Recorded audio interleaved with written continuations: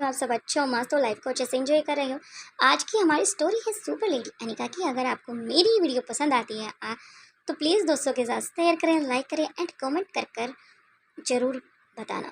जल्द मिलते हैं न्यू एपिसोड के साथ। कंटिन्यू करते हैं स्टोरी को, एपिसोड करते हैं start. Thank you. Hotel Sunstar की शानदार शाम अब अपने सबसे खूबसूरत पल में पहुंच चुकी थी। कुछ देर पहले का तक डांस फ्लोर के तीनों कपल्स साथ में डांस कर रहे थे। धीमी रोशनी, म्यूजिक की मधुर धुन और चारों तरफ खुशियों का माहौल था। काफी लंबे समय के बाद तीनों कपल एक साथ नजर आ रहे थे। मुक्ता और सनी, प्रीति और ओमकार, सुहानी और क्रिश, तीनों अपने अपने पलों को जी रहे थे, एक दूसरे में खोए हुए थे। वहीं डांस खत्म होने के बाद सभी वापस अपनी टेबल की तरफ बढ़ गए। टेबल पहले से ही रिजर्व थी, उसे बुक करवाया गया था मुक्ता प्राशर ने अलग से तीनों के लिए, ताकि आराम से बैठकर एक साथ खाना एंजॉय कर सकें। सभी आराम से अपनी अपनी सीटों पर बैठ गए। कुछ देर तक हंसी मजाक चलता रहा। डिनर सर्व किया गया और सभी अपने अपने पसंदीदा खाने को एंजॉय कर रहे थे। काफी अच्छा लग रहा था। तभी मुक्ता सनी की तरफ देखकर आंख मारती है। सनी छेड़ जाता है, इधर उधर देखने लग जाता है। वहीं ये सब ओमकार ने भी देख लिया था। ओमकार ने भी कुछ ऐसे ही किया। ओमकार ने प्रीति को अपनी आंख ब्लिंक की, जिसे कि प्रीति इधर उधर देखने लगी और वो थोड़ा सा चीत गई। वहीं सुहानी ने क्रिस की तरफ अपनी आंख ब्लिंक की। काफी अच्छे से एंजॉय कर रहे थे। बस यही सोच रहे थे शायद वह अपने सामने वाले के लिए ये सब कर रहे हैं, लेकिन उन्हें नहीं पता था सभी एक दूसरे को देख चुके थे। हंसी पूरी तरह से अब झूम उठी थी। आपस में खाने को एंजॉय कर रहे थे, साथ में बातें कर रहे थे। लेकिन तभी मुक्ता ने अपनी चुप्पी तोड़ी। उसने टेबल के नीचे से रखा हुआ एक बड़ा सा गिफ्ट बॉक्स उठाया और सीधे सनी के सामने रख दिया। ये क्या है? सनी हैरानी से बोला। मुक्ता मुस्कुरा दी। सरप्राइज? इतना बड़ा? अभी तो शुरुआत है। सनी की आंखें फैल गई। तभी मुक्ता ने एक नहीं बल्कि 4 बड़े बड़े बॉक्स उसके सामने रख दिए। Oh my God! ओमकार हंस पड़ा। भाई, आज तो तू अमीर होने वाला है। सभी हंसने लगे। उधर प्रीति भी पीछे नहीं रहने वाली थी। उसने भी अपने पास रखे 4 से 5 बड़े बॉक्स साइड में गई और उठाकर एक साथ ले आई। उसे देखकर ओमकार की आंखें भी खुली की खुली रह गई और एक एक करके ओमकार के सामने रख दिए। अब ओमकार भी हैरान था। प्रीति, ये सब क्या है? बस थोड़ा सा प्यार है मेरी तरफ से। ओमकार मुस्कुरा उठा। लेकिन तभी कृष्ण ने इधर उधर देखा, फिर सुहानी को घूरते हुए बोला, 1 मिनट, सबको गिफ्ट मिले हैं, मेरा कहाँ है? टेबल पर बैठे सभी लोग हंस पड़े। सुहानी ने पानी की घूंट ली और बहुत मासूम चेहरा बनाकर बोली, कौन सा गिफ्ट? मतलब मैं तो कुछ लाई ही नहीं, जो लेकर आई थी वो तुम्हें खिला दिया। र- अब क्रिस का चेहरा देखने लायक था। वो काफी मायूस हो चुका था। उसे लगा कि शायद तीनों लड़कियों ने एक साथ प्लान बनाया तो शायद उसके लिए भी कोई गिफ्ट होगा, लेकिन ऐसा कुछ नहीं था। वहीं मुक्ता हंसी को रोक नहीं पाई। बेचारे की शकल देखो, अभी रो देगा। सबकी हंसी छूट गई। अब शुरू हुई अनबॉक्सिंग। सबसे पहले सनी ने अपना पहला बॉक्स खोला। अंदर एक खूबसूरत डायमंड रिंग थी। उसकी आंखें चमक उठी। मुक्ता, ये बहुत सुंदर है। मुक्ता मुस्कुरा दी। दूसरा बॉक्स खुला। अंदर एक शानदार डिजाइन आउटफिट रखा हुआ था, लेकिन खास बात ये थी कि उसे खुद मुक्ता ने डिजाइन किया था। शायद वो एंटी पीस था, जो कि सिर्फ मुक्ता ने सनी के लिए बनाया था। सनी कुछ पल तक उसे देखता रहा। वहीं आसपास तो ये सब नहीं देख रहे थे, लेकिन जो सर्वेंट थे, जब उन्होंने भी उस आउटफिट को देखा, उनकी भी आंखें खुली की खुली रह गईं, क्योंकि रेशमी धागों से बना हुआ ये आउटफिट, साथ में जरी का भी काम किया गया था। बड़ी बारीकी से छोटे छोटे स्टोन पेल्स लगाए हुए थे, पूरा साइन कर रहे थे। सनी कुछ पल तक बस उसे देखता रह गया। वहीं ओमकार और कृष की नज़र भी उस आउटफिट पर थी। काफ़ी सुंदर है यार, तुमने खुद बनाया है मुक्ता? मुक्ता ने हाँ में अपनी गर्दन हिलाई। सनी सचमुच भावुक हो गया। बाकी बॉक्सों में भी कई शानदार गिफ्ट निकले। वहीं कस्टमाइज्ड वॉच, एक सुंदर सा फोटो फ्रेम, हैंडमेड की चैन और कई छोटी छोटी यादें। अब बारी थी ओमकार की। प्रीति मुस्कुराते हुए उसे देख रही थी। ओमकार ने पहला बॉक्स खोला। अंदर एक बहुत ही खूबसूरत फोटो फ्रेम था। दूसरे बॉक्स में एक लग्जरी घड़ी थी, तीसरे में उसकी पसंद की लिमिटेड एडिशन बुक्स थी। वहीं चौथे बॉक्स में एक जोड़ा था लव बर्ड का, काफी अच्छा था और दोनों बिल्कुल ऐसे लग रहे थे मानो प्रीति और ओमकार हो। अपने प्यार की निशानी को प्रीति ओमकार को दे रही थी। वाह, कितना सुंदर है। वहीं मुक्ता और सुहानी की नजरें भी उस लव बर्ड पर रही। उन दोनों को भी लग रहा था शायद एक एक पेड़ हमें भी ये सब खरीदना चाहिए था, लेकिन ओमकार को कुछ ज्यादा ही करज था ये पेट एनिमल्स का। ओमकार की आंखें चमक उठी। प्रीति, ये तो कमाल है, लेकिन अभी असली सरप्राइज बाकी था। अगला बॉक्स खुला और उसके अंदर से एक छोटा सा सफेद पपी बाहर झांकने लगा, पूरा सफेद, रुई जैसा मुलायम। वाह, पूरा पपी काफी क्यूट था, लेकिन अब भी पिंजरे के अंदर था, इसलिए ओमकार उसे लेकर अपने पास चेयर के पास रख लेता है। पूरा सफेद था, रुई जैसा मुलायम। वाह, पूरा टेबल खुशी से भर गया था। पपी सीधे ओमकार की गोद में चढ़ने वाला था। ओमकार हंस पड़ा, ये तो बहुत प्यारा है। प्रीति की आंखों में खुशी साफ दिखाई दे रही थी। पसंद आया? बहुत ज्यादा। और अगले ही पल ओमकार ने पहली बार उसके सामने प्रीति का हाथ पकड़ लिया, जिससे प्रीति तुरंत शर्मा गई। पूरा टेबल तालियों और हंसी से गूंज उठा, लेकिन अब सबकी नजरें एक ही इंसान पर थी, सुहानी पर। क्रिस दोनों हाथ बांधे बैठा था। तो मैडम, अब आपका नंबर है, मेरा गिफ्ट कहाँ है? सनी और ओमकार भी उत्सुकता से कहने लगे और उसे देखने लगे, क्योंकि सबसे पहले मुक्ता ने कहा था, तुम्हारा एंटी पीस कहाँ है, जो सबसे अलग होने वाला था? मुक्ता तो पहले से ही मुस्कुराने लगी, क्योंकि उसे पता था सुहानी का गिफ्ट सबसे अलग होने वाला था, सबसे बड़ा और शायद सबसे खतरनाक भी। सुहानी आराम से अपनी कुर्सी पर पीछे हुई।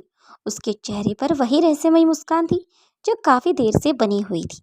मैंने पहले ही कहा था, मेरा गिफ्ट सबसे अलग होगा और सबसे आखिर में भी मिलेगा। वहीं क्रिस झुंझला गया, आप तो बता ही दो। नहीं, क्योंकि क्योंकि पहले डिनर खत्म करेंगे, फिर मैं सबको दिखाऊंगी। उसकी मुस्कान देखकर मुक्ता और प्रीति हंसने लगी। वहीं क्रिश को कुछ समझ नहीं आ रहा था, लेकिन उसे एक बात जरूर समझ आ गई थी, सुहानी ने कुछ बड़ा ही किया है, बहुत बड़ा भी हो सकता है।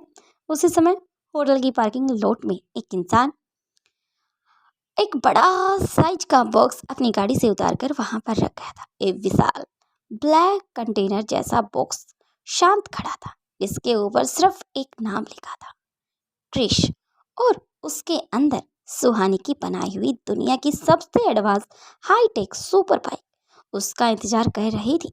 लेकिन किसी को नहीं पता था कि उसकी पार्किंग में खड़ी हुई काली एसयूवी के अंदर बैठा नकाबपोश आदमी लगातार उस बॉक्स को देख रहा था, जिसे सुहानी द्वारा छोड़ा गया था, ताकि कोई भी उस बॉक्स के आसपास ना जाए जब तक सुहानी मैडम नहीं जाती। सुहानी के कहे मुताबिक आप सभी खाना एंजॉय करने लग जाती हैं। वहीं रह रहकर मुक्ता और प्रीति को यही लग रहा था, पता नहीं सुहानी कौन सा गिफ्ट देने वाली है, या फिर उन्हें वह बेवकूफ बनाने का काम कर रही है। अगर सुहानी ने कहा है तो कुछ बड़ा ही होने वाला होगा, ये सब भी दोनों सोच ही रही थी। वहीं दूसरी तरफ मारवा हाउस। रात काफी गहरी हो चुकी थी। मारवा हाउस के हर कमरे की लाइटें बंद हो चुकी थी। चारों तरफ एक अजीब सी खामोशी पसरी हुई थी, लेकिन उस खामोशी के बीच एक कमरा ऐसा था जहाँ नींद आने का नाम ही नहीं ले रही थी। वह कमरा किसी और का नहीं बल्कि अनिका का था। बेड पर लेटी अनिका छत को देख रही थी। कमरे की हल्की नीली रोशनी उसके चेहरे पर पड़ रही थी, लेकिन उसकी आंखों में सुकून नहीं था। वह एक खालीपन लग रहा था, एक दर्द था जो कई महीनों के बाद भी उसका पीछा नहीं छोड़ रहा था। जब रोहित के बारे में उसे पता लग गया, वह शांत तो थी, लेकिन शांत नहीं होना चाहती थी। उसने करवट बदली, फिर दूसरी करवट, फिर उठकर पानी पिया, फिर वापस आकर बैठ गई, लेकिन नींद आज भी उसे बहुत दूर थी। धीरे धीरे उसने अपना लैपटॉप खोला, कुछ ऑफिस की फाइलें देखने लगी, कुछ ईमेल चेक करने लगी, कुछ रिपोर्ट्स देखने लगी और कुछ अधूरे प्रोजेक्ट पर काम करने लगी। ऐसे करते हुए उसे काफ़ी देर हो चुकी थी। वह जानती थी, जब दिल परेशान हो तो इंसान खुद को काम में उलझा लेता है, और अनिका भी वही सब कर रही थी जो नॉर्मल इंसान करते हैं। करीब 1 घंटे के बाद 2 घंटे हो गए। बाद में उसने अपने लैपटॉप को बंद कर दिया, लेकिन वह अब भी अपने दिल के दर्द को बयां नहीं कर पा रही थी, उसे शांत नहीं कर पा रही थी। उसकी नज़रें बेड के पास रखी एक पुरानी तस्वीर पर पड़ी। रोहित। उसकी उंगलियां धीरे से तस्वीर को छू गई। आज फिर बहुत याद आ रही है। उसके होठों से धीमी आवाज निकली, तुम्हारे बिना सब कुछ है, लेकिन फिर भी कुछ नहीं है। उसकी आंखों नम हो गई। कई साल गुजर चुके थे। अनिका को ऐसा लग रहा था क्योंकि रोहित के बिना वह कैसे जी है, वह उससे पूछ कर देखे। लेकिन यही कुछ हाल रोहित को भी तो था, क्योंकि रोहित तो जिसे अनिका को देखे बिना नींद नहीं आती थी, लेकिन अब वो इंसान मुझे देखे बिना मेरे बगैर कैसे रह लेता है, मुझे छुए बिना कैसे रह लेता है। ये सब अनिका बैठकर आराम से सोच रही थी। लेकिन अनिका सोच रही थी, कुछ रिश्ते समय के साथ खत्म नहीं होते, वो बस दिल के और अंदर उतर जाते हैं। अनिका उठी, धीरे धीरे बालकनी में चली गई। रात की ठंडी हवा उसके चेहरे को छू रही थी। चांद की चांदनी उसके चेहरे पर गिर रही थी। आसमान में चांद पूरा खिला हुआ था। वहीं अनगिनत तारे भी थे जिन्हें अनिका देख रही थी। बस यही सोच रही थी, क्या इस चांद की तरह रोहित उसके दिल में अपनी चांदनी बिखेर रहा है। उसने आंखें बंद कर ली। उसे अचानक ऐसा लगा जैसे कोई बहुत अपना सा एहसास उसे महसूस होने लगा, जैसे कोई उसे देख रहा हो, जैसे कोई उसके बहुत करीब हो खड़ा हो। उसका दिल अचानक से तेज धड़कने लगा। रोहित। उसके होठों से अनजाने में ही नाम निकला। फिर अगले ही पल उसने खुद को संभाला। नहीं, ये सिर्फ मेरा वहम है। वह हल्का मुस्कुराई, लेकिन दिल मानने को तैयार ही नहीं था। उसे वही एहसास लगातार हो रहा था। कोई था, कोई बहुत अपना, बहुत करीब। इधर उधर देखने लगी, लेकिन उसे कुछ दिखाई नहीं दिया। उसे पता था रात हो चुकी है और उसकी मोम ने उसे और रोहित को क्या समझाया है। वे उसके अगेंस्ट नहीं जा सकते थे। शायद उन दोनों के लिए काफ़ी खतरा हो सकता था। उनका जो जीवन अभी नए तरीके से स्टार्ट होने वाला था, शायद वो भी ना स्टार्ट हो। उसी के चलते अनिका शांत हो जाती। उसे नहीं पता था कि कोई उसे देख रहा है। वहीं मारवा हाउस की पिछली दीवार पार करके एक साया उसकी खिड़की की तरफ पहुंच चुका था। वो था कबीर सिंह, जो हमेशा वहां से आता था हर रात अनिका के सोने के कुछ घंटे बाद। काले कपड़ों में चेहरा आधा ढका हुआ था और आंखें में वही चिंता थी, और पिछले कई दिनों से उसका पीछा नहीं छोड़ रहा था। उसने धीरे से खिड़की खोली और कमरे के अंदर कदम रखा, इतनी सावधानी से कि हवा की आवाज़ भी उससे ज़्यादा ना लगे। उसकी नज़र सबसे पहले अनिका पर पड़ी। वो अब भी बालकनी में खड़ी थी। चांदनी उसके चेहरे पर पड़ रही थी और पहली बार कबीर को महसूस हुआ कि दुनिया की सबसे मजबूत लड़की कभी कभी कितनी अकेली हो सकती है।